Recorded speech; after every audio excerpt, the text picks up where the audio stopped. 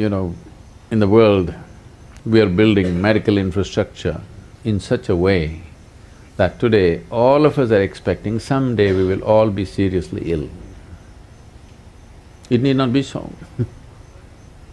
If you live with Narmada ji, it need not be so. And not just her, there are many others. It need not be so if you know how to manage the elements, if not all of them. It's very easy to bring water and air into your control. These are two elements which are easily accessible. If you do this combination well and little conscious about what you consume, you will never go to the doctor. There was a time, for the whole town there used to be one doctor and it was enough. Today every street has 5 doctors and it's not enough. This shows how we're living. When we forget how to live, when we do not respect what makes our life,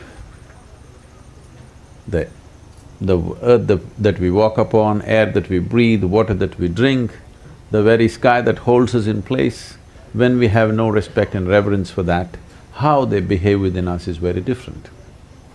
Today there is substantial scientific evidence to show that water has tremendous memory.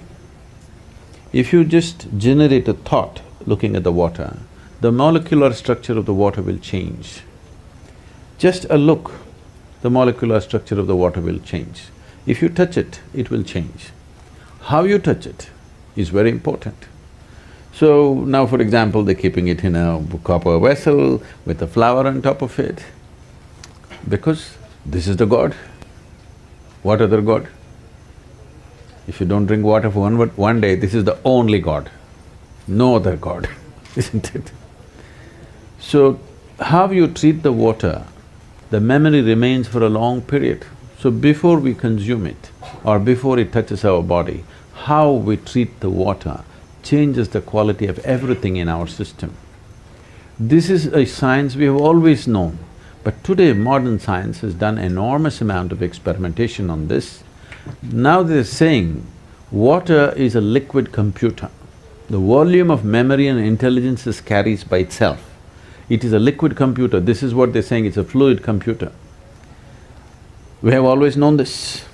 What is called as tirth, why for one drop of water people go and stand in a temple, is because it has the memory of the divine.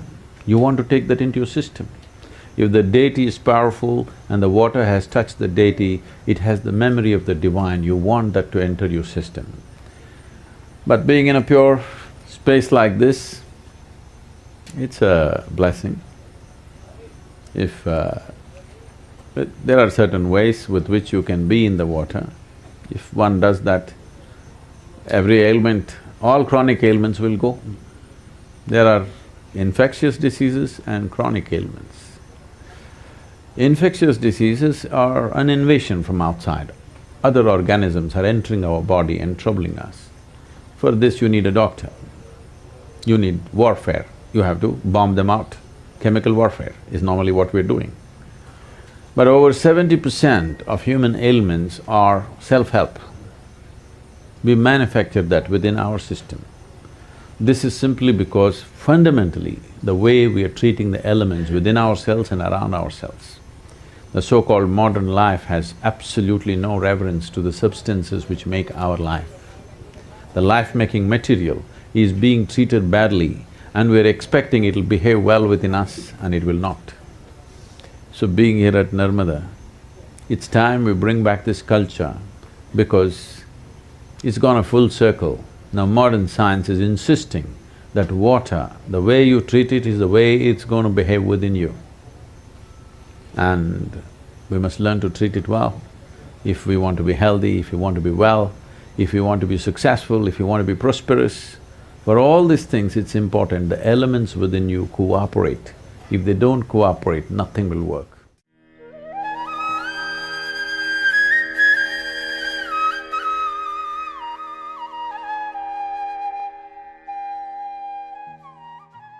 One simple thing you could do is how you treat the water, at least the water that you consume. I know today everybody is drinking water from plastic bottles.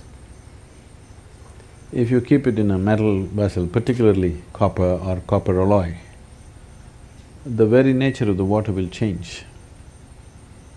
And traditionally, I don't know if it's still maintained in this part of the country, but in southern India, even now it's pretty common in traditional homes, where every day there is a puja for the water vessel. They will put some vibhuti on it, some kumkum on it, and there's a small arati for the thing, because the water should… water has a enormous amount of memory. It remembers how you have treated and accordingly it'll behave. This is something very simple, everybody can start. And as a part of this, in Tamil Nadu, we've been encouraging people to use copper vessels, pure copper vessels, because copper is such a… it's the best conducting metal and it energizes the water. Energizing, if you check the if you check the chemical composition, it'll not change. That is the beauty of it.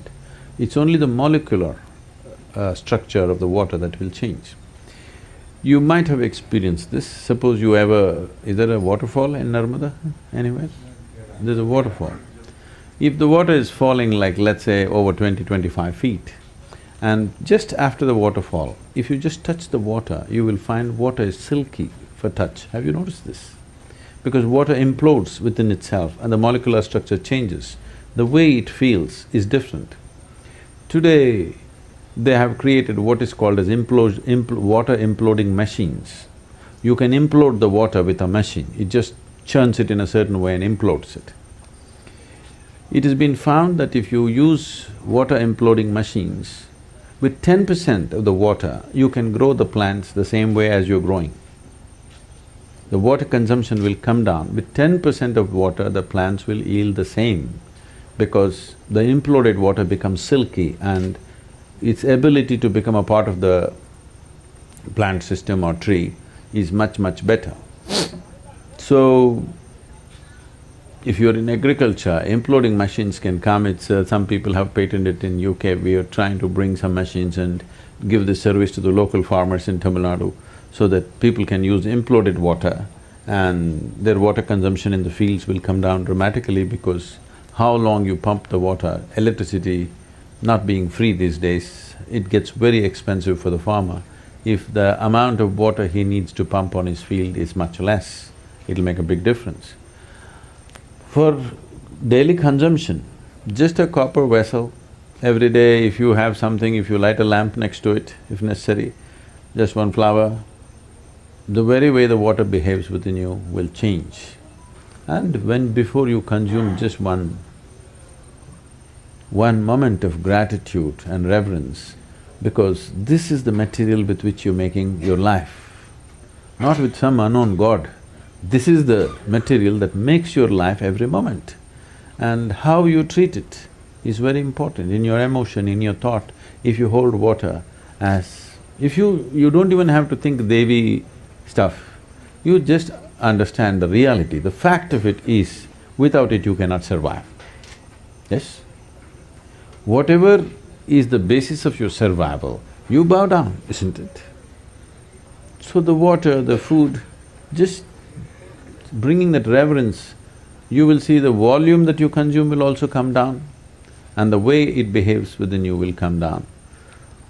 If you don't catch an infection, if you treat these elements properly, as I said earlier, most probably you won't see a doctor's face unless you're one.